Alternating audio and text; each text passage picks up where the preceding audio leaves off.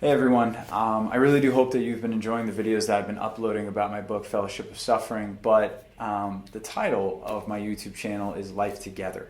And one of the things that I want to always drive home is the importance of community and how we can thrive in community regardless of the circumstances happening around us. And given the current circumstances happening in the world with the coronavirus, I thought it would be very important and apt for me to release a video about my thoughts on the coronavirus, my thoughts on what's going on in our society, and how we can be better served and better service to the communities around us as opposed to giving in to fear and panic as some have.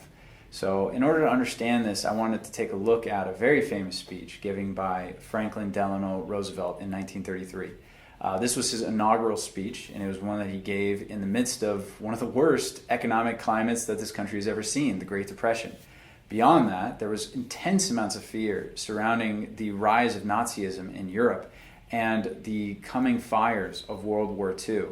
And in the midst of all this turmoil, in the midst of all this reason to fear, FDR said these very, very famous words. He says, "There is nothing to fear but fear itself." But then he goes on and he says this: "Nameless, unreasoning, unjustified terror which paralyzes needed efforts to convert retreat and to advance."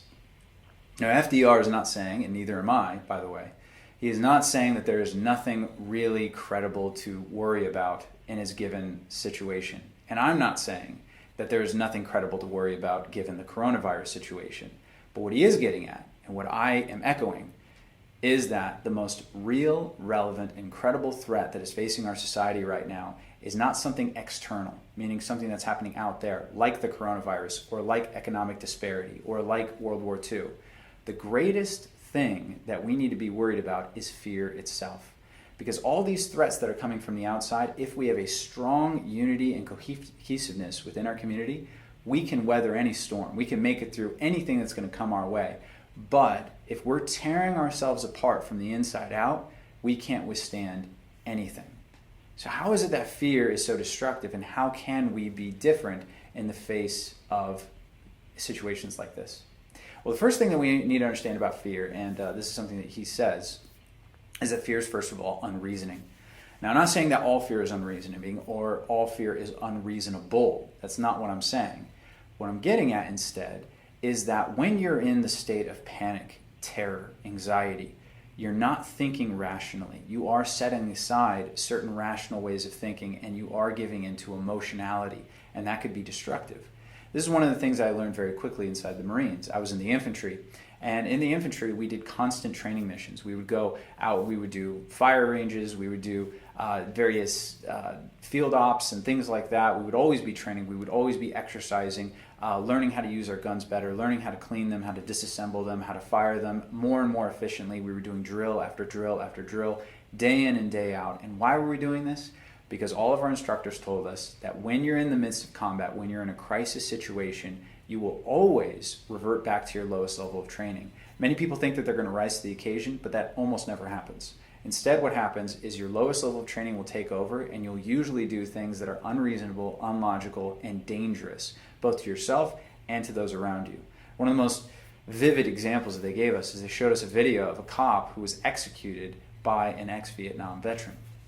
In this video, which was videotaped with his dash cam, a police officer pulled over a Vietnam vet, and this Vietnam veteran took out a rifle and began shooting at the police officer. So the police officer went behind his vehicle and started returning fire. However, because it was a dash cam, you couldn't really see what the cop was doing. And all of a sudden, you hear the cop yelling at the top of his lungs, gun down, and you hear that he stops firing. The Vietnam vet peeks around the car, sees something, walks around calmly, takes his gun, shoots the cop in the head, goes back into his car and drives off. So what happened?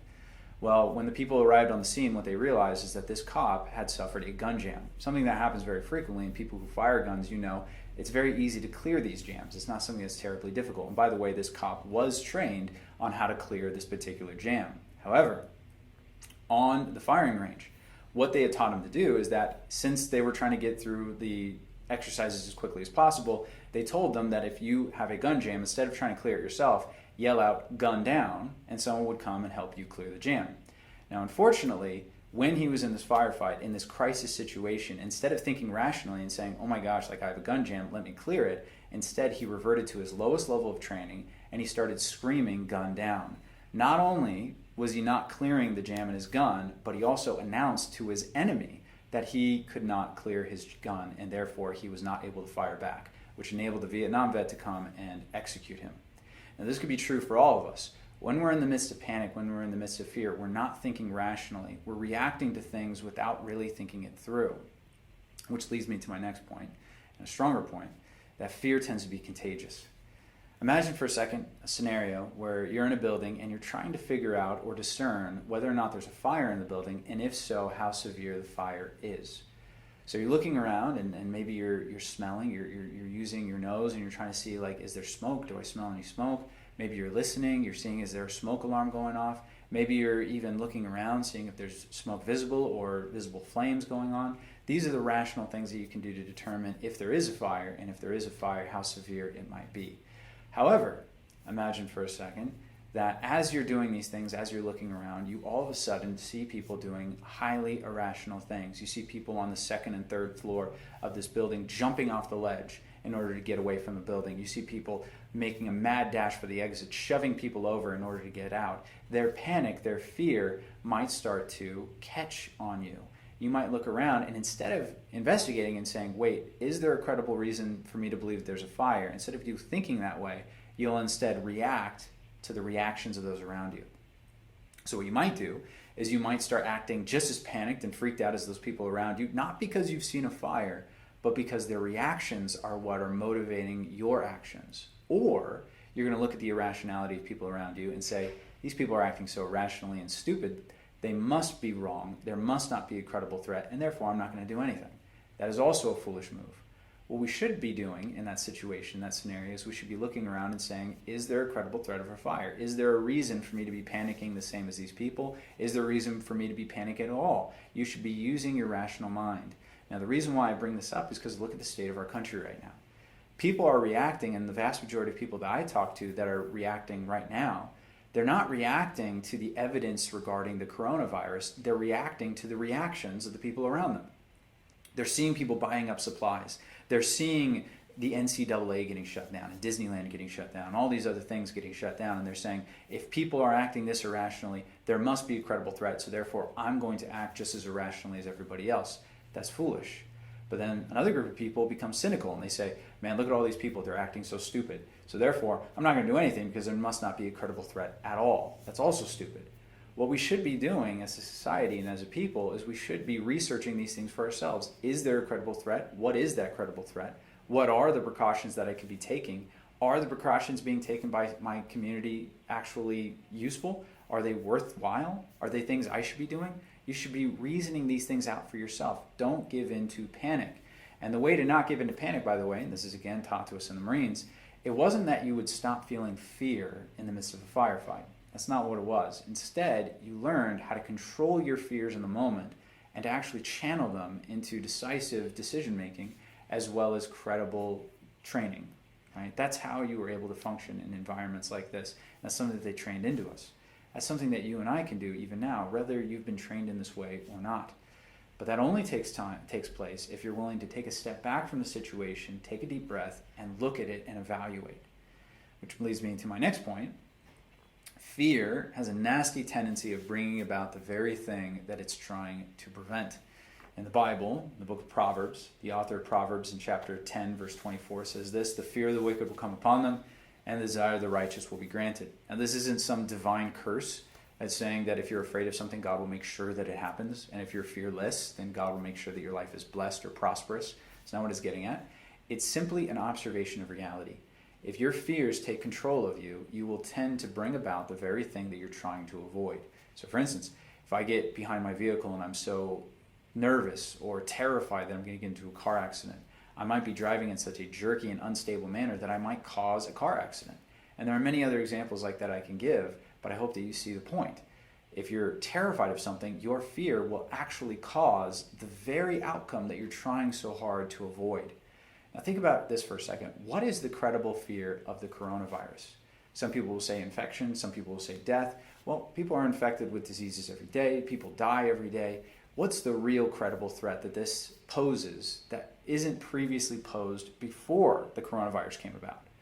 Well, isn't it the disintegration of community, the suffering of people at an untold level that we hadn't previously had, and death? Aren't those the things that we're scared about when it comes to the coronavirus? Now think about this for a second. The precautions that we're taking, they may be good to prevent the spread of the coronavirus, but do they have also maybe more negative side effects? Take, for instance, this. What about all the kids that are dependent on school lunches? For those kids, now the parents are left with their children for the next couple of months, and they're now having to find a way to feed them when they were dependent upon the government feeding them at school. Now, I'm not saying there's not other options out there, but I'm saying that that might be one thing that our society has overlooked. Think about other things that we might overlook. What about people who struggle with anxiety and depression? In the Proverbs, once again, it says anxiety in the heart causes depression. In other words, all this fear and panic might be increasing the depression of people. It might be increasing the anxiety of people, which are two deciding factors for suicide. How many people might take their lives because of the panic that's being spread in this country right now? Beyond that, another factor that adds to depression is isolation. People, when they don't feel like they belong to a community, when they feel isolated from people around them, they tend to slip into depression. All this panic has driven people away. Because instead of looking at my neighbors and saying, what do they need and how can I help them out? Instead, I'm asking, how can I survive this? And if it's at the cost of the people around me, so be it. That's what you see, don't you? When you go into the stores, you don't see people looking out for one another. You see people making a mad dash for the supplies so that they can ride this thing out, regardless of the fact that they might be buying up supplies that someone else might desperately need. Think about the ministries that are being shut down right now. Aid to people that might be limited now because of the increased amount of support needed for those who are struggling with the coronavirus. There are all these different factors that we might not be piecing together, and we might not be realizing that our fear and our panic might be causing the very tragedy that we were trying to avoid by putting these precautions in place for the coronavirus itself. Which leads to another point that, unfortunately, what can happen through tragedy is that you can be unified through shared trauma.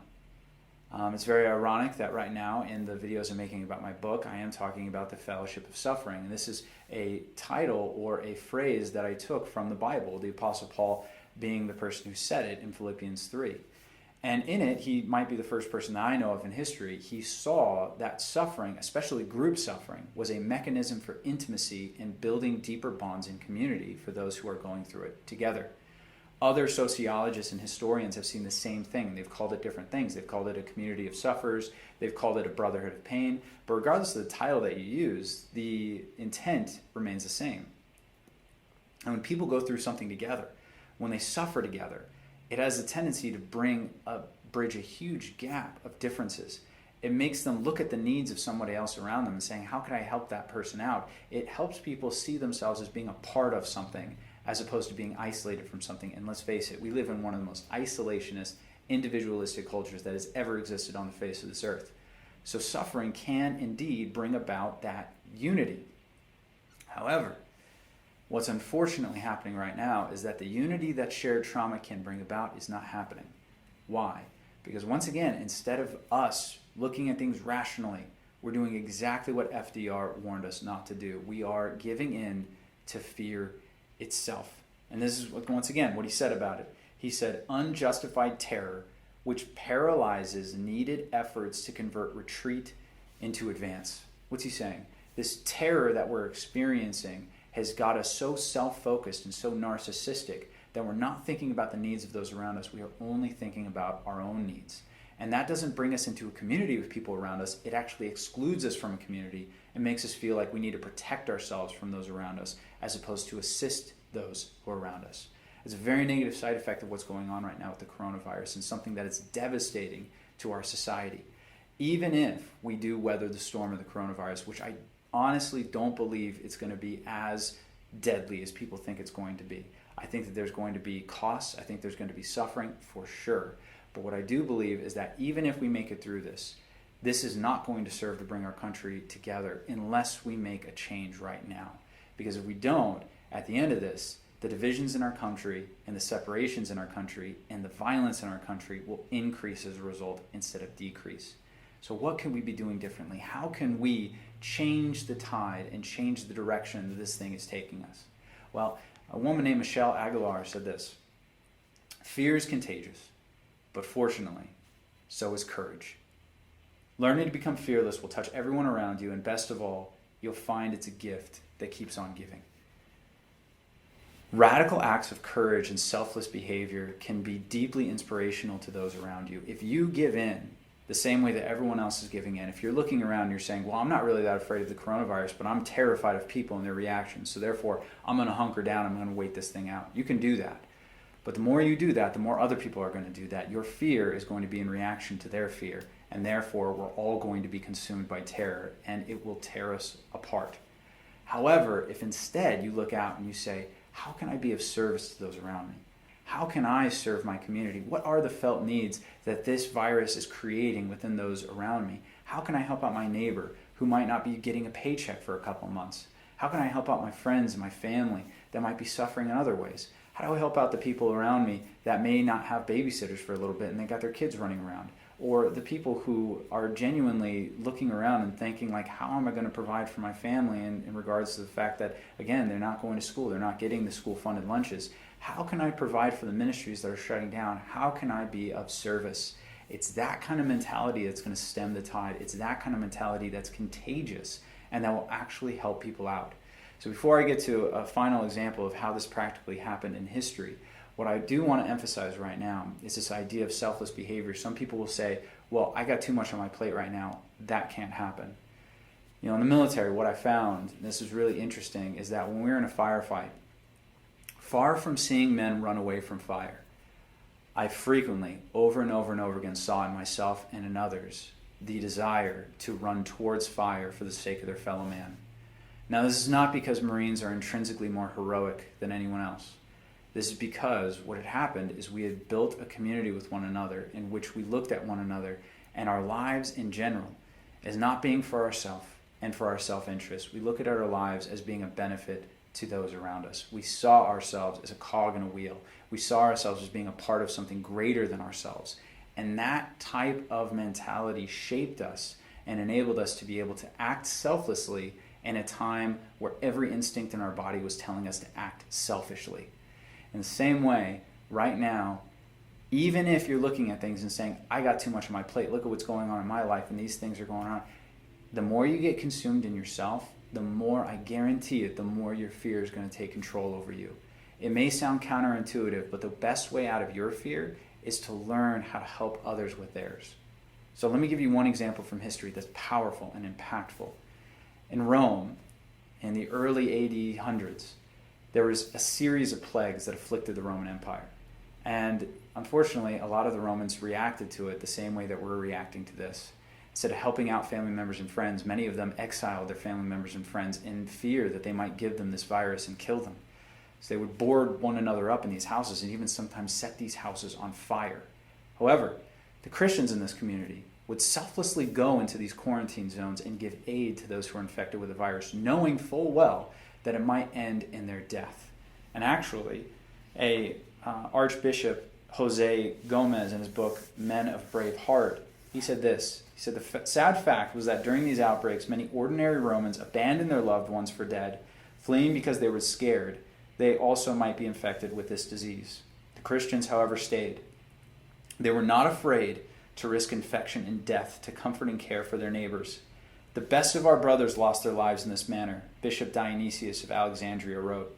Death in this form is the result of great piety and strong faith, and it seems the very equal of martyrdom. What he's saying is that their belief in a God, not just a God who cared about us from a distance, but a God who's actually willing to come near and die on our behalf, so altered their perception and their way of thinking about what was important about life and what was important about what they should be doing. And it altered their views of self so unimaginably that they were willing to die for people who were against them. Remember, the Romans were persecuting the Christians at this time. So once again, when we look at this act of bravery that happened in the early AD hundreds, can we find in ourselves that same level of faith and trust in a Savior that enables us to selflessly give to our communities and hopefully stem the tide that this virus is causing, not only by the death and the sickness that it is producing, but more importantly, the fear that is crippling our society. So I hope that this has helped. Please let me know in the comments if you have any questions about this. Stay informed and honestly look for opportunities to help those around you. And I'll talk to you guys later.